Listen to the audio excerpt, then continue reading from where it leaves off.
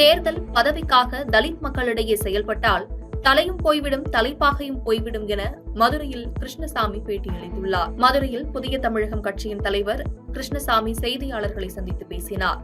அப்போது பேசிய அவர், தமிழகத்தில் உள்ள கல்வி நிலையங்களில் உயர் பதவிகளுக்கு பட்டியலின பிரிவினருக்கு 19% இடஒதுக்கீடு கொடுத்திருக்க வேண்டும் எனவும், அருந்ததியர் உள்இட ஒதுக்கீடு காரணமாக தேவேந்திர குல வேளாளர் மற்றும் ஆதிதிராவிடர் பாதிக்கப்பட்டுள்ளனர் என்றும் கூறினார். மேலும் 18% இடஒதுக்கீட்டில் அருந்ததியருக்கு 3% உள்இட ஒதுக்கீடு கொடுத்திருந்தால் பிரச்சனை இல்லை எனவும், ஆனால் முன்னுரிமை அடிப்படையில் உள்இட ஒதுக்கீடு கொடுக்கப்பட்டதால் மற்றவர்களின் உரிமை தட்டி பறிக்கப்பட்டதாக கூறினார். காடுகளை கொள்ளையடிக்கவே மாஞ்சோலை தொழிலாளர்கள் வெளியேற்றப்படுகிறார்கள் என்றும் கூறினார்.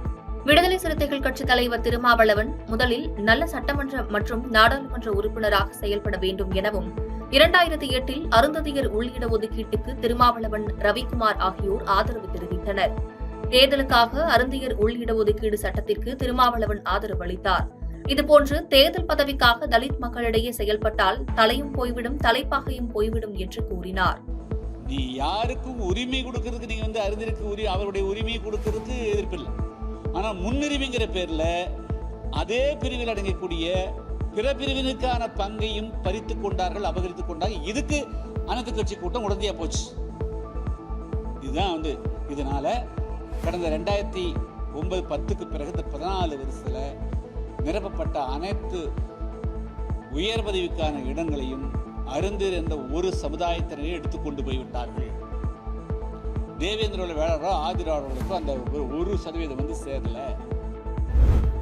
திருவள்ளூர் மாவட்ட சமூக நலன் மற்றும் மகளிர் உரிமைத்துறை செயல்பாடுகள் குறித்து சமூக நலன் மற்றும் மகளிர் உரிமைத்துறை அமைச்சர் கீதா ஜீவன் நேரில் ஆய்வு மேற்கொண்டார். மாவட்ட ஆட்சியர் பிரபுசங்கர் தலைமையில் நடைபெற்ற ஆய்வுக் கூட்டத்தில் ஒருங்கிணைந்த குழந்தைகள் வளர்ச்சி திட்டப் பணிகள் சார்பில் வைக்கப்பட்டிருந்த குடில்களை பார்வையிட்டார். பின்னர் செய்தியாளர்களிடம் பேசிய அவர், சென்னையில் பெண்களுக்கான பிங்க் ஆட்டோ சேவை இந்த ஆண்டு தொடங்கப்படும் எனவும், சென்னையை தொடர்ந்து மற்ற மாவட்டங்களும் பிங்க் ஆட்டோ திட்டம் வரும் எனவும் கூறினார். மேலும் பணியிடத்தில் பெண்கள் மீதான பாலியல் துன்புறுத்தல் தடுப்பு தடை சட்டம் 2013 கீழ் மூலமாக வேலை செய்யும் பெண்கள் புகார் அளிக்க புதிய செயலி தொடங்கப்பட்டுள்ளதாக கூறினார். மேலும் துணை முதல்வராக உதயநிதி ஸ்டாலின் வரும் 19ஆம் தேதி வருவதை எதிர்பார்க்கலாம் எனவும், உதயநிதி துணை முதல்வராவது திமுக எடுக்கும் தனிப்பட்ட முடிவு எனவும் தெரிவித்தார். அதேபோல இன்னைக்கு தினத்துல நம்ம அந்த பணிபுரியும் இடத்துல உள்ள பாலியல் துன்புறுத்தல் தடுப்பு தடை மற்றும் நிவர்த்தி சட்டம் 2013 அந்த சட்டத்தின் கீழே உள்ளூர் புகார் குழு எல்லா ஃபேக்டரிஸ்லயும் எல்லா கம்பெனிலும் 10 பெண்களுக்கு மேல பணி செய்யற இடங்கள்ல உள்ளூர் புகார் குழு அமைக்கப்படணும். அதை இன்னைக்கு நம்ம ஒரு போர்ட்டல் ஓபன் பண்ணியிருக்கோம், இன்னைக்கு தொடங்கி இருக்கோம். அதனால எல்லா நிறுவனங்களும் அவர்களாவே அதுல என்ட்ரி போட்டு அனுமதி பெற்றுக் கொள்ளலாம். அது அப்ளை பண்ணிட்டு நம்ம நேரடியாக கொண்டு மனு கொடுத்த வெயிட் பண்ணுன்றது இல்லை. திட்டக்குடியில் வீட்டில் பெண் வெட்டுக்காயங்களுடன் சடலமாகவும் அதன் அருகில் தூக்கில் தொங்கிய நிலையில் ஆண் சடலமும் இருந்த நிகழ்வு அப்பகுதியில் பரபரப்பை ஏற்படுத்தியுள்ளது. கடலூர் மாவட்டம் திட்டக்குடி அருகே உள்ள வதிஷ்டபுரத்தில் பெருமுளை கிராமத்தை சேர்ந்த இளையராஜா மனைவி சின்னப்பொண்ணு என்பவர் வாடகை வீட்டில் வசித்து வந்துள்ளார். 2 ஆண்டுகளுக்கு முன்பு கணவர் இறந்த நிலையில் தனியாக வசித்து வந்துள்ளார். இவருக்கு மணிகண்டன் மற்றும் மணிமாறன் என 2 மகள்கள் உள்ள நிலையில் இருவரும் திருமணம் செய்து கொண்டு பெருமுளை கிராமத்தில் வசித்து வருகின்றனர். இவருக்கு மணிகண்டன் மற்றும் மணிமாறன் என 2 மகன்கள் உள்ள நிலையில் இருவரும் திருமணமான நிலையில் பெருமுளை கிராமத்தில் வசித்து வருகின்றனர். இந்நிலையில் சம்பவத்தன்று சின்னப்பொண்ணுவின் மூத்த மகன் மணிகண்டன் வீட்டிற்கு சென்று பார்த்தபோது தாய் சின்னப்பொண்ணு கொலை செய்யப்பட்டு ரத்த வெள்ளத்தில் கிடந்துள்ளார். அருகில் உள்ள ஜன்னலில் முதியவர் ஒருவர் தூக்கில் தொங்கியபடி இருந்துள்ளார். இதனை கண்டு அதிர்ச்சியடைந்த மகன் திட்டக்குடி காவல்துறையினருக்கு தகவல் தெரிவித்த நிலையில் காவல்துறையினர் சம்பவ இடத்திற்கு விசாரணை நடத்தினர். முதற்கட்ட விசாரணையில் சின்னப்பொண்ணு உடலில் கத்தியால் குத்தப்பட்ட காயங்கள் உள்ளதாகவும், தூக்கில் தொங்கிய நிலையில் இருந்த ஆண் பெரம்பலூர் மாவட்டம் லடாபுரத்தை சேர்ந்த சதாசிவம் என்பதும் தெரியவந்துள்ளது.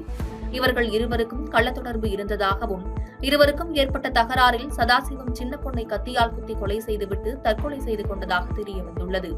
பின்னர் 2 உடல்களையும் பிரேத பரிசோதனைக்காக விழுப்புரம் முண்டியம்பாக்கம் அரசு மருத்துவமனைக்கு அனுப்பி வைத்து திட்டக்குடி காவல்துறை கண்காணிப்பாளர் மோகன் தலைமையிலான காவல்துறையினர் இச்சம்பவம் குறித்து வழக்கு பதிவு செய்து விசாரணை நடத்தி வருகின்றனர்.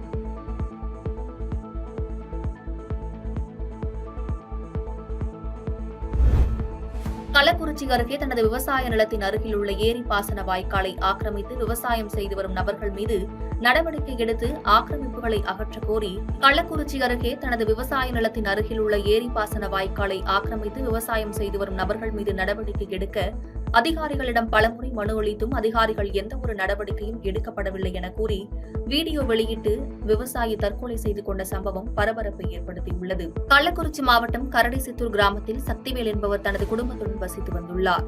இவரது விவசாய நிலம் கரடிசித்தூர் ஏரியின் அருகே உள்ளதாக கூறப்படுகிறது. இவரது விவசாய நிலத்திற்கு ஏரி பாசன வாய்க்காலை பயன்படுத்தி விவசாயம் செய்து வந்ததாக கூறப்படுகிறது. நாளடைவில் ஏரி பாசன வாய்க்கால்களை சில விவசாயிகள் ஆக்கிரமித்து விவசாயம் செய்து வந்ததாக கூறப்படுகிறது. இதனையடுத்து ஏரி பாசன வாய்க்கால்களின் ஆக்கிரமிப்பை அகற்ற கோரியும் தனது விவசாய நிலத்திற்கு 3 ஆண்டுகளாக வழித்தடம் கேட்டு அரசு அதிகாரிகளிடம் பல்வேறு கட்டமாக மனு அளித்தும் போராடி வந்துள்ளார். மேலும் இதுகுறித்து முதலமைச்சரின் தனிப்பிரிவிற்கும் மனு அளித்து வந்துள்ளார். எந்தவிதமான நடவடிக்கையும் இல்லாததால் மன உளைச்சலில் இருந்து வந்ததாக கூறப்படும் நிலையில் தனது விவசாய நிலத்திற்கு சென்றுவிட்டு சக்திவேல் நீண்ட நேரமாக வீடு திரும்பவில்லை. இதனால் குடும்பத்தினர் சக்திவேலை தேடி சென்றுள்ளனர். அப்போது சக்திவேல் இறந்து கிடந்ததைக் கண்டு அதிர்ச்சியடைந்துள்ளனர். அவர் இறப்பதற்கு முன்பாக தனது செல்போனில் வீடியோ ஒன்றை பதிவு செய்துள்ளார். அந்த வீடியோவில் நாடு முழுவதும் சுதந்திரம் கொண்டாடும் நிலையில் சுதந்திரம் பெற்றதாக கூறும் தமிழ்நாட்டில் விவசாயிகளுக்கு இன்னும் சுதந்திரம் கிடைக்கவில்லை என்றும் பணக்காரர்கள் மட்டுமே இங்கு வாழ தகுதியானவர்கள் என்றும் வேதனையுடன் பேசியுள்ளார். இந்த வீடியோ தற்போது வைரலாகி வருகிறது. போய் போலீஸ் ஸ்டேஷன்ல சொன்னாக்கா அதெல்லாம் ஒன்றும் பண்ண முடியாது, நாங்கள் தடத்துல ஒன்றும் பேச முடியாது, நீ கோர்ட்டில் தான் பார்த்துக்கணும் அப்படிங்கிறாங்க. அவங்க சாதி சண்டத்தை போகிறான்னு கூப்பிட்டு வந்து என்னை தடம் வைக்கிறாங்க. நான் ஏன் சாதி சண்டத்தை போகிறான்னு கூப்பிட்டு போனால் ஜாதி சண்டை ஆகும். நான் ஜாதி சண்டை வந்துடக்கூடாது, தகராறு வந்துடக்கூடாது. மனிதன் உணரணும், மனிதனுடைய தப்பை உணரணும். மனுஷனை கடவுளை அதிகாரி வணங்கினா செய்வாங்க. ஆத்த நம்பணும், அதிகாரி நம்பணும். மாணவர்கள் டிவி பார்ப்பதையும் செல்போன் பார்ப்பதையும் தவிர்க்க வேண்டும் எனவும் இவைகளை தவிர்த்தாலே நன்றாக படித்து மதிப்பெண் எடுக்க முடியும் என்று அமைச்சர் கயல்விழி செல்வராஜ் பேசியுள்ளார். சென்னை வண்டலூர் அடுத்த ஊரப்பாக்கத்தில் உள்ள திருமண மண்டபத்தில் கனரா வங்கி சார்பில் டாக்டர் அம்பேத்கர் கனரா வித்யாஜோதி திட்டத்தின் கீழ் கல்வி உதவித்தொகை வழங்கும் நிகழ்ச்சி நடைபெற்றது. இந்த நிகழ்ச்சியில் சிறப்பு விருந்தினராக ஆதிதிராவிட நலத்துறை அமைச்சர் கயல்விழி செல்வராஜ் மற்றும் கனரா வங்கியின் பொது மேலாளர் சிந்து ஆகியோர் கலந்து கொண்டு குத்துவிளக்கு ஏற்றி தொடங்கி வைத்து மாணவர்களிடம் சிறப்புரையாற்றினர். இந்த திட்டத்தின் மூலம் தாம்பரம், செங்கல்பட்டு, காஞ்சிபுரம் ஆகிய பகுதிகளில் இருந்து கலந்து கொண்ட 300க்கும் மேற்பட்ட 5 முதல் 10ஆம் வகுப்பு படித்து வரும் மாணவிகளுக்கு கல்வி உதவித்தொகை வழங்கப்பட்டது.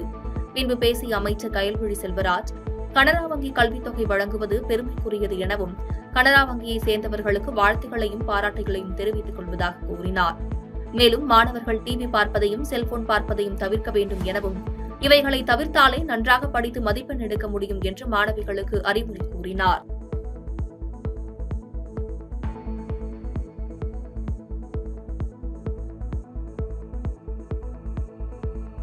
பாதகம் செய்பவரை கண்டால் நாம் பயங்கொள்ளலாகாது பாப்பா. மோதி மிதித்து விடு பாப்பா, அவர் முகத்தில் உமிழ்ந்து விடு பாப்பா. அண்மை செய்திகளை உடனுக்குடன் தெரிந்து கொள்ள இணைந்திருங்கள் இயம்நாடு தொலைக்காட்சியுடன்.